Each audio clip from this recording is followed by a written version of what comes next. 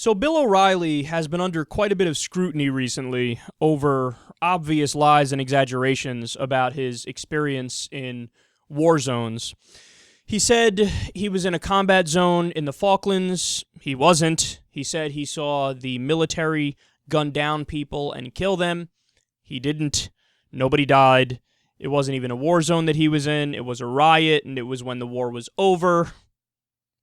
Clear exaggerations, clear lies, but he's doing it all for self-aggrandizement. He's told multiple stories about how the military was holding a gun in my face and I almost died and I saved somebody who was bleeding and I'm such a heroic character and I was in a war zone and people died.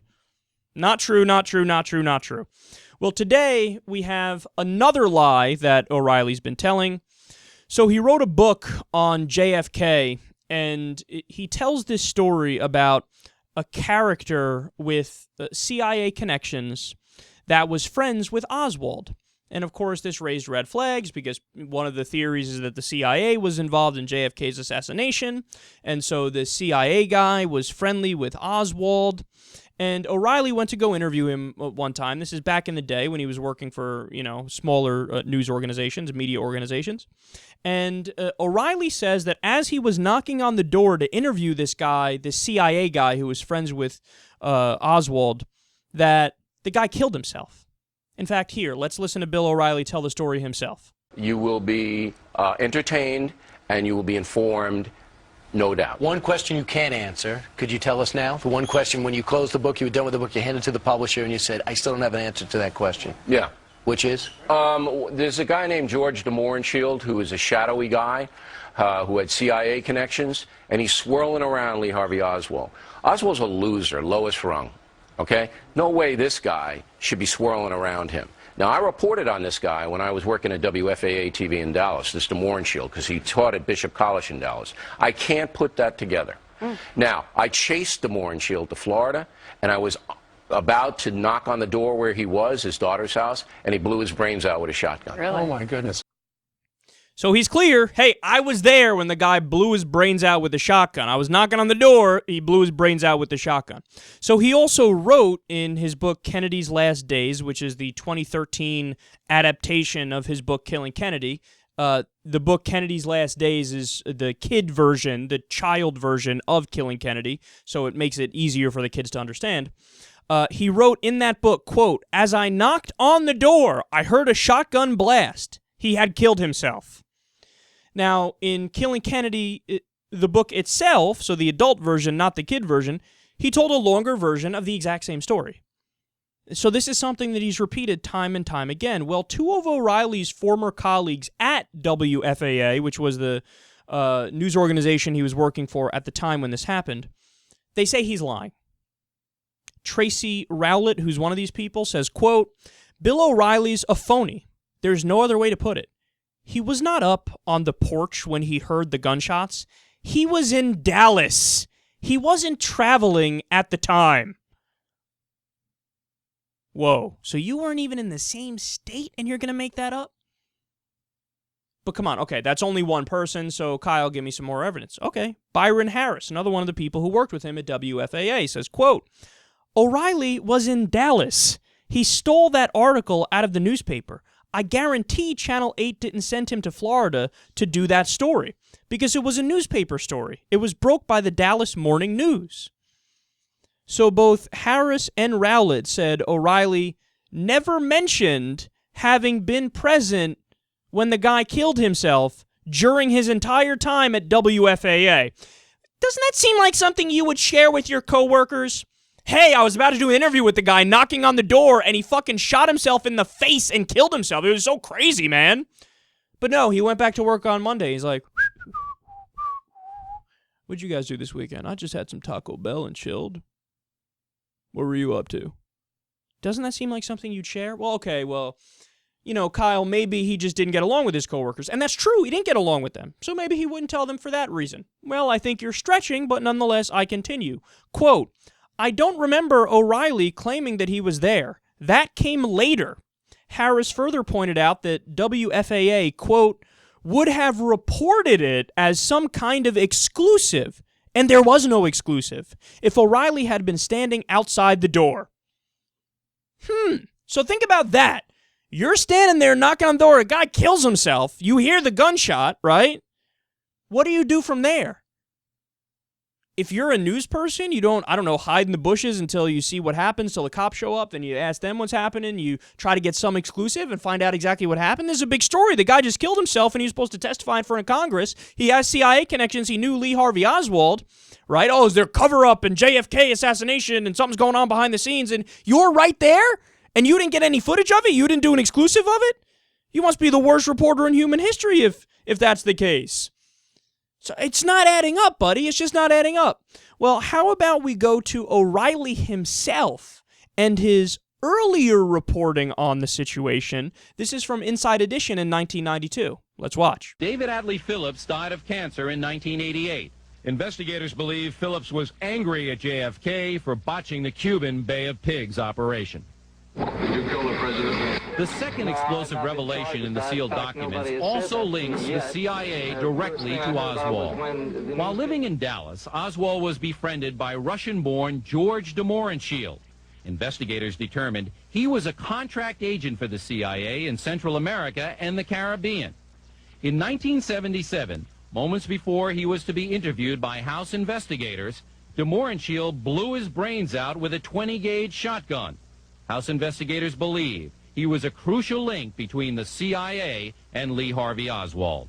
There is no question that the sealed JFK files are extremely embarrassing for the CIA. House investigators have told Inside Edition that the agency did not fully cooperate in their investigation and that the CIA had final say in the report that the House Assassinations Committee made public. Thus, the public report makes no mention of the CIA's links with Lee Harvey Oswald. But the secret documents are another story.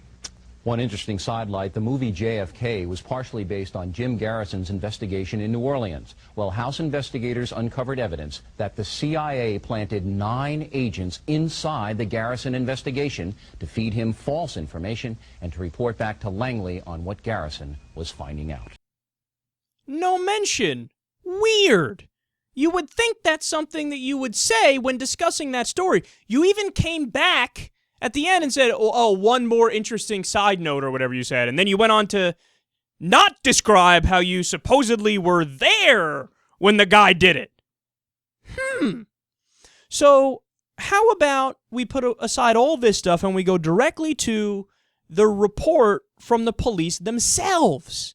Well, Palm Beach County Sheriff's Lieutenant Richard Sheets said, quote, "At the time of the shooting, he was alone in the house except for 2 maids who said that they did not hear the shot." So they're saying O'Reilly wasn't there. 2 maids were there, and the maids didn't even hear the shot. So maybe he used a pillow or something, or he had a silencer or whatever, and he killed himself that way.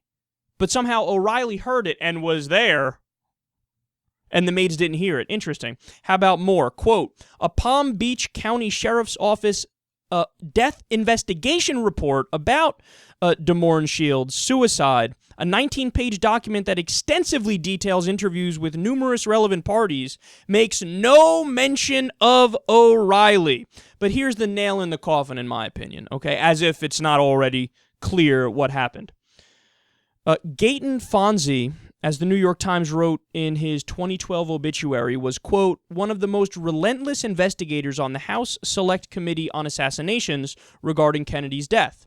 Fonzie's memoir and personal recordings show that O'Reilly could not have been in Florida at the time of de Mohrenschildt's death. Here's what his autobiography says. This was written in 1995. Quote, "About 6:30 that evening, I received a call from Bill O'Reilly, a friend who was then a television reporter in Dallas. Quote, funny thing happened, O'Reilly said. We just aired a story that came over the wire about a Dutch journalist saying that the Assassinations Committee has finally located de Mohrenschildt in South Florida. Now, de Mohrenschildt's attorney, a guy named Pat Russell, he calls and says de Mohrenschildt committed suicide this afternoon. Is that true?" Understand what just happened here? So O'Reilly's friend, in his own autobiography, written in 1995, And remember, the friend was big on looking into, the JFK assassination and getting all the things behind the scenes, and he was part of the House Select Committee on this. He said that O'Reilly called him and asked him if it was indeed true that this guy committed suicide. This is from O'Reilly's friend, not some liberal gutter snipe out to get O'Reilly. No, his friend in 1995 says O'Reilly called him and asked, is it true that DeMoreshield killed himself? Why would you ask that question if you were supposedly there? I know the answer. You weren't there. You're a liar. You're embellishing because you think it makes the story sound cooler. And it makes you look like, oh, I'm a great reporter. Look at this crazy thing that happened in my life. I was there. I showed up, and then he killed himself. I'm a part of history. I was there. I witnessed it happen. It was fascinating, really. You should read my book where I talk about the situation and also about how great I am and how fantastic I am. I was in active combat war zones, too. There's another quote that's out there today. It's O'Reilly in 2002 saying, I've never been in a war zone before, so I needed to prepare to go to a war zone. Meanwhile, remember the story he told about how he was in a war zone in the Falklands? That happened in the 80s. So he said he was in a war zone in the 80s, but in 2002 he had said, I've never been in a war zone. Dude, you're just a sad, pathetic liar. And you're lying just to do self-aggrandizement, which is even sadder, because that means you're blowing yourself because nobody else will blow you. Enough with this nonsense. Now, in conclusion, let me just say this real quick. It shouldn't have even gotten to this point where we have to do these personal lies to say, hey, look, Bill O'Reilly's not telling the truth, and he's a loser, and he's an idiot, and he shouldn't have this responsibility of being on TV and being number one, being on 8 o'clock every weeknight. It shouldn't have gotten to this point. Why? Because the dude should have been fired as soon as we learned that Saddam Hussein didn't have a connection to 9/11, Saddam Hussein did not have weapons of mass destruction, Saddam Hussein was not planning to attack the United States or use weapons of mass destruction on the United States. That the argument that Saddam Hussein's a bad guy, therefore we should attack him. The idea that you fell hook, line, and sinker for the he's a bad guy, so we must attack argument, by that standard, we should attack, 172 different people throughout the world. So you're a sucker who lied the nation or misled the nation into war, and you're going to go out there and you're going to chastise the liberal media and their mistruths. No, motherfucker. You better look in the mirror, because your lies got us into war. In my mind, those really are the only lies that matter. And if he is fired and if he is let go, he should be let go on that basis alone, because the Iraq war lies and the Iraq war misleading statements are much worse than anything he's ever said about himself personally. Although this stuff is bad too.